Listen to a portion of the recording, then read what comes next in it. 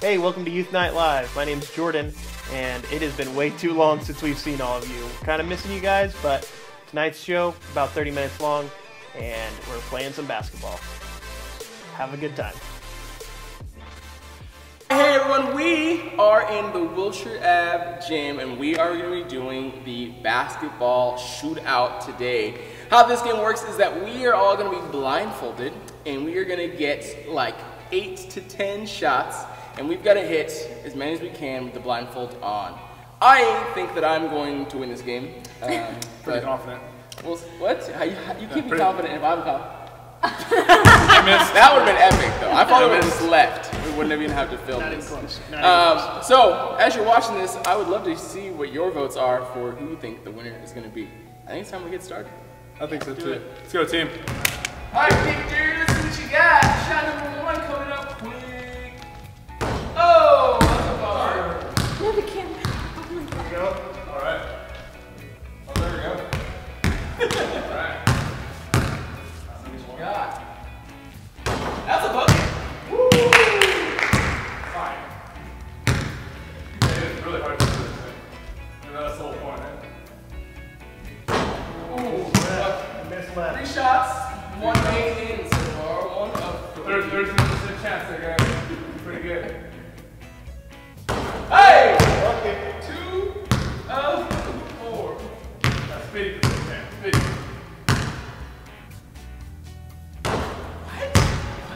In the groove. 3 of 5? There you go. That's dumb. What are you doing? Trying to figure out where the ball is, man. Out of here, dude. Alright, 3 of 6, we like that. Yeah, keep this coming, boy. We got a 6, baby. Keep this is coming. Don't call me Victor. Oh no! 4 of 7. That's not okay. Alright. This one's for B-Max. Yes, sir! I'm sorry, B. 4 of 8. 4 of 8. 4 of 8. Ooh, that's definitely 4 of 9. Last shot right here. What you got? Mudo, go for the culture. That was your worst one yet! 4 of 10, Victor. Turn around. It's okay. 4 of 10 for Victor Hernandez. That's pretty good. I mean, blindfold, I would say, you know. Yeah, 40% from the Victor. Yeah, it was pretty hard on the second. You know, I really felt the pressure. It was weighing down on me. Well, I'm hoping that I can just eliminate you soon. Will Victor be the one who win it all with 4? Done.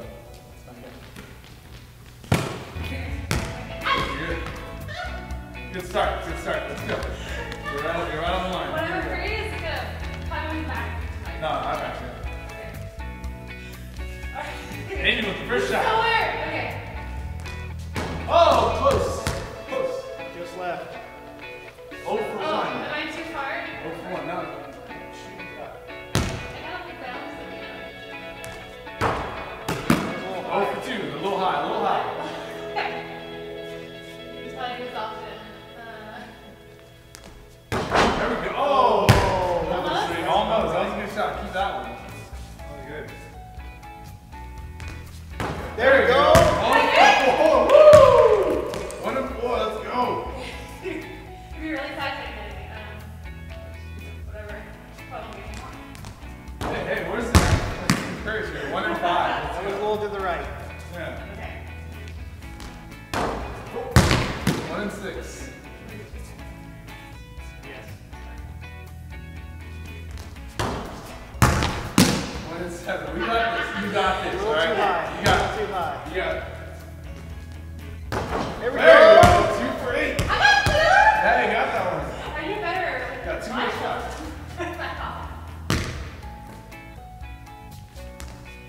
Oh, it's close. 2 for 9. Alright, more. Let's go. Let's see it. You got this. Oh, Amy. It's okay. Good shot. Good try. We like it. So, anyway, how was it out there? How'd it feel? It was a little scary, actually. I Scary. didn't know where he was, but... You know what? You made 2? Yeah. High 5. All right, you ready? That's about a 60% free throw shooter. Nice one with my eyes open. So we'll see how this goes with my eyes closed. Hey! Keep up the victory. Doesn't sound as good.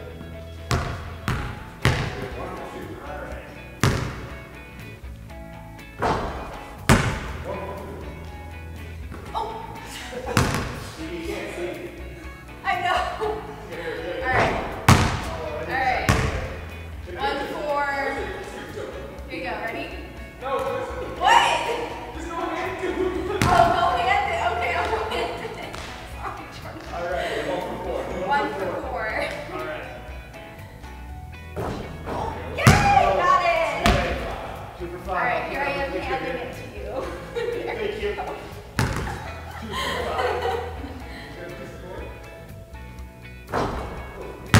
2, 4, 6.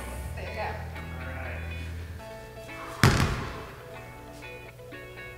Oh, oh, oh! Okay, that couldn't make it. 2 for 7.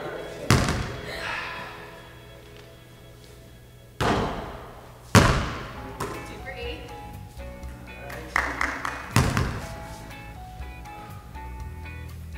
Oh, down. 2 for 9. You got this. All right. Yay! You got it! There you go. I'll keep it. Alright. Sorry if I contributed to that. Stress. I didn't know I was going to be rebounding, but yeah, Good times. probably do better than me. So Thanks. there you go. It's game time. Oh gosh, this is really disorienting.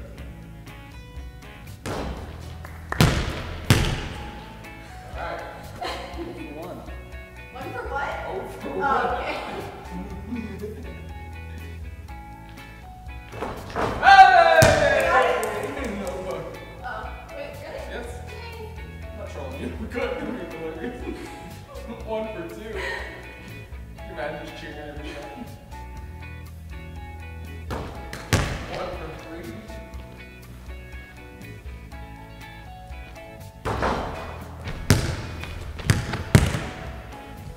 One for 4.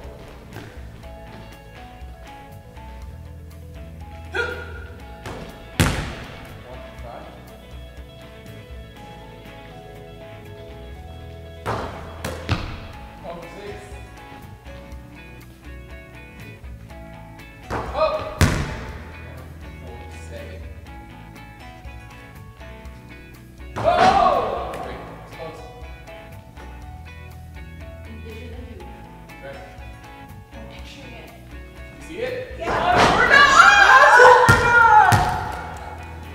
Is that close? Was it? Oh, got 2. Yay. Okay, picture That's this. one. That worked last time. And 2 for 10. Alright. Alright. Here's how you feel about that. My mom's gonna get 0, so This is a win. yeah. Today's game. Win or It's a lose. win for my life. A whole life worth of wins in one challenge. It's a Grom win. Here you go. This is for you. Yes, it's a sponsor. I got it before. I'm really not. I don't know how to do this. My comment was that. 4. A grown Oh, that's it. Hey! 1 for 1.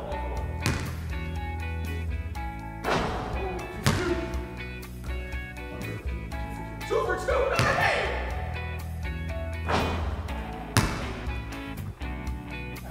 There you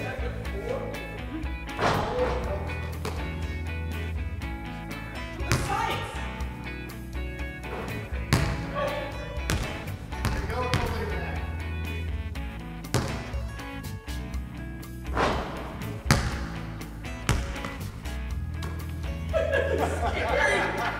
That's scary. How do I got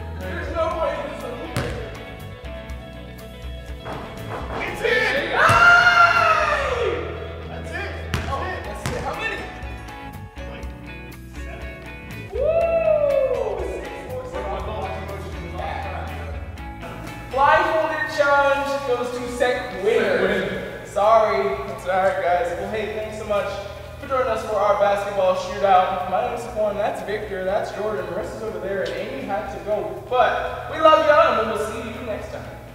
Deuces.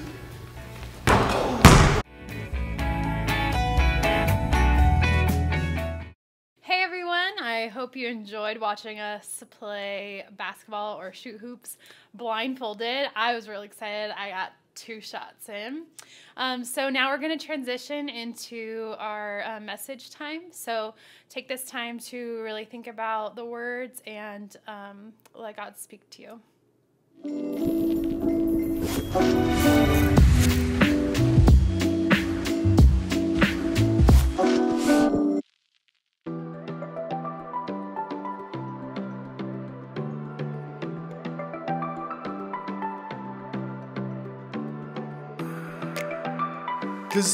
Does your school have cliques?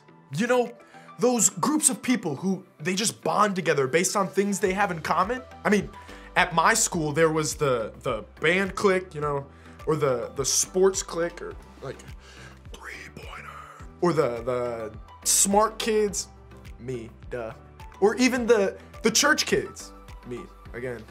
I mean, I think I was like all those kids at one point or another.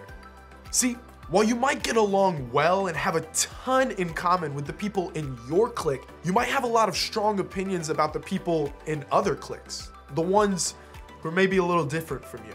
So in middle school, I had my group of friends, there were whatever, there were a bunch of groups of friends, basically whoever you sat with at the lunch table, right? You know what I'm talking about. So there's this one kid, we'll call him Joe. Now Joe, he was not a part of my clique. We didn't really hang out that much. When Joe and I did hang out, it wasn't really the best of times. See, Joe wasn't really nice, like, at all. So anytime I would run into Joe, do you think he was handing out candy bars?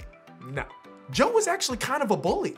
And not only to me, but a couple kids in our grade. And every time I ran into him, I thought, this kid is just a big meanie. Man, he's just the worst. How could anybody ever want to hang out with him? This kid was just never fun to be around. He was never nice to anyone. I mean, this guy was just kind of mean. He was rude, impolite, young gentleman.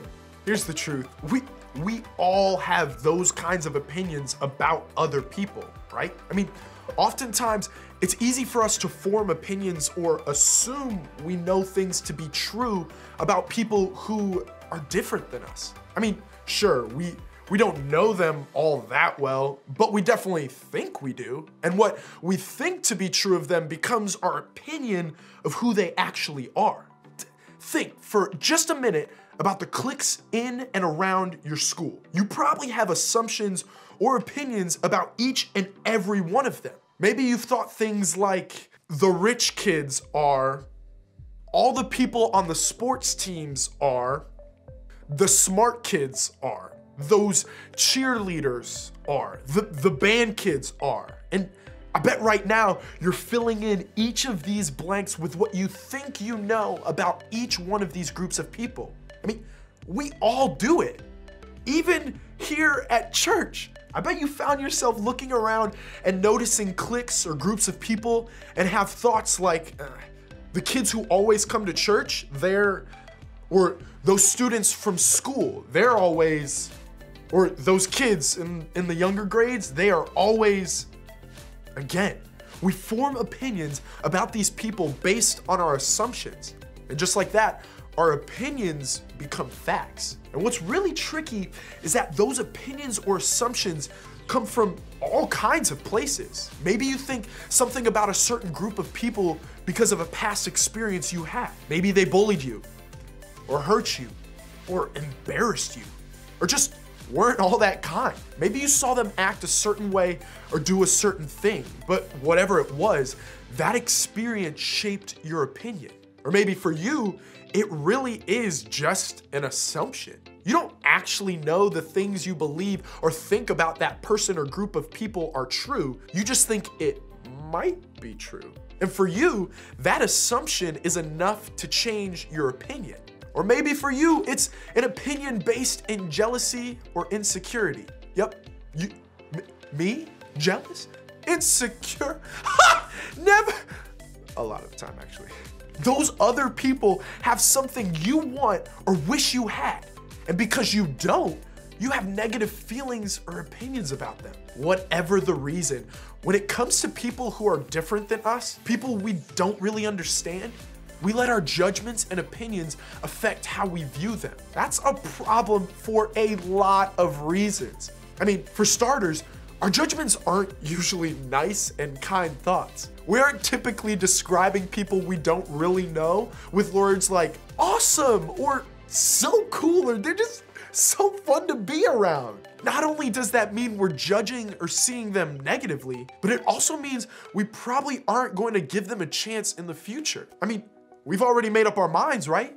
We don't need to get to know them or learn anything else about them because in our minds, we already know who they are. But here's what I think we're missing. When we base our view of someone else on one experience or one opinion or one assumption, we aren't seeing the whole story. We aren't seeing the whole person. Okay, so there's a story in the Bible that I think can help us change the way we see other people. It's found in the book of John, which was written by one of Jesus's closest friends and followers named John. Duh. John was one of 12 men who walked closest with Jesus and learned from him during his ministry on earth. John wrote down what he actually saw, heard, and experienced as a follower of Jesus. And that's what we have to look at today. When we pick up our story, Jesus was teaching to a group of people when several religious leaders interrupted him with a question. "Teacher," they said to Jesus, "this woman was caught in the act of adultery. The law of Moses says to stone her. What do you say?" So basically, these religious leaders came to Jesus with a question about a woman who was caught sleeping with someone who wasn't her husband. That's so awkward. And the religious leaders, they knew the rules. They understood what the law said. Back then, when somebody committed adultery, they'd be stoned. And that basically means people would literally throw stones at them until they died. What? These religious leaders thought they knew exactly what Jesus was going to say about this woman. They were so sure that they interrupted his teaching just to get the answer. And they knew the answer was not only going to prove they were right about who this woman was, but also show how much better they were than she was. Now, can we all admit that we, just like the religious leaders, have a tendency to think better of ourselves than we do about others? We tend to see what other people do or who they are much differently than the way we see ourselves. And because of that, we've put space between us and them. We let our opinions and judgments define who they are, and we slowly move ourselves away from them. That's exactly what these religious leaders were doing with this woman. That's probably what they thought Jesus would do too. Instead, Jesus did something I don't think anybody expected. The religious leaders kept demanding an answer. So he stood up again and said, "All right, but let the one who has never sinned throw the first stone." Then he stooped down again and wrote in the dust. My man had no time for these guys, not enough time. He sat and wrote in the dust. See, Jesus challenged these religious leaders to look inward at themselves and their own sin instead of just judging others. Jesus told them that the one who hadn't sinned, who had never messed up or ever made a mistake or ever done anything wrong, was the only one who had the right to throw a stone at this woman. And as you can imagine, no one there besides Jesus fell into that category. While they were standing there, the religious leaders felt convicted and their argument shut down completely. Instead of throwing stones like they planned, John wrote, after they heard what Jesus said, they slipped away one by one by one. And soon, it was only Jesus left standing with this woman. Here's what happened next. Then Jesus stood up again and said to the woman, "Where are your accusers? Didn't even one of them condemn you?" "No, Lord," she said. And Jesus said, "Neither do I. Go and sin no more." While the religious leaders had judged this woman on only one thing they knew about her, Jesus saw something else. Jesus saw this woman as so much more than one bad decision. She was so much more than one opinion or one judgment or one experience. Jesus knew the whole story, and he loved her no matter what. Nobody in this story was really who everyone else thought they'd be. Everyone judged this woman as bad, but Jesus showed that she was worthy of forgiveness and a future. Everyone judged these religious leaders as good, but Jesus showed that they were no better than the woman they came to stone. The truth is, we are all made in the image of God, and that alone makes us worthy of his love and forgiveness. That's the way Jesus saw other people, and he calls us to see them in the same way. Jesus wants us to remember that there's more to other people than just our opinions of them. Kind of like my friend Joe we talked about earlier, who was kind of mean to me. You see, later in the school year, another kid was picking on me, and out of nowhere, Joe came up and stood in between the two of us and defended me. He told the other kid to walk away and leave me alone. But I thought Joe was just mean, but maybe he's not always like that. Maybe my one experience with him isn't who he actually is. You see, reducing someone to just one judgment or opinion causes you to miss so much. I mean, those band kids at your school, maybe they're really funny, but you have no idea because you've judged them as boring. Those cheerleaders in the lunchroom might be the nicest people in your grade, but you just assume they're mean, and that's become who they are in your eyes. Those kids in your small group who come to church all the time, maybe they're struggling with the same things you are, but you'll never know because they're perfect in your opinion. You might be missing out on so much about someone by simply letting your opinions and judgments define them. So my challenge to you is to remember this: there's more to others than just our opinions of them. To help you remember, I want you to try one of these two things this week. First, worry about yourself. Yeah, I'm calling you out. When you find yourself about to form an opinion or make a judgment about someone else, worry about yourself instead. Just as Jesus reminded those religious leaders, we've all got our own mistakes and missteps to worry about. So instead of focusing on someone else's behavior or interests or choices that you don't understand, focus on what you're doing and how you can better live out the life God has for you. Or maybe remove the judgment. Think about who in your world that you've judged or formed an opinion about without truly getting to know them.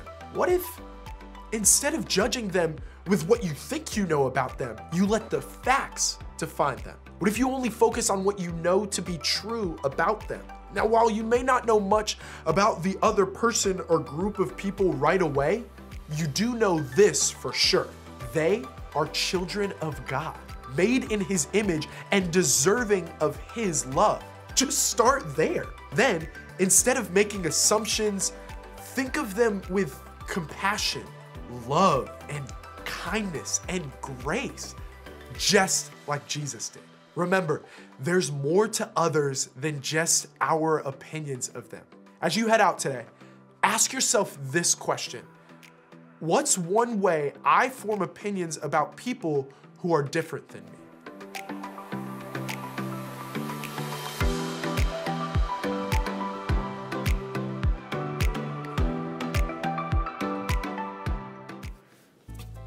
Hi guys, welcome to our favorite segment, Pizza Time with Victor. And I'd just like to remind you guys, as always, nothing in a bro. Alright, so, as we get closer to 4th of July, I think, it's time that we really start focusing on what kind of pizza we can get. Some spicy pizza, kind of cause an explosion in our mouths and our stomach, and later, never mind, I won't go there. But let's go ahead and see what we got. All right, and the survey says Mia Chong. Congratulations, you got a sweet pizza coming your way. We'll contact you for some info, and we're just taking care of it, all right? Catch you later. Hey, we are so glad that you joined us tonight. We hope that you have a great 4th of July this weekend. Shouts out to Saquon for winning the basketball shootout. Yes, that's my own personal shout out. Victor thought he could beat me, but I avenged him. Anyways, be safe, make good choices. We will see you next week online, and hopefully we'll see you soon. Bye.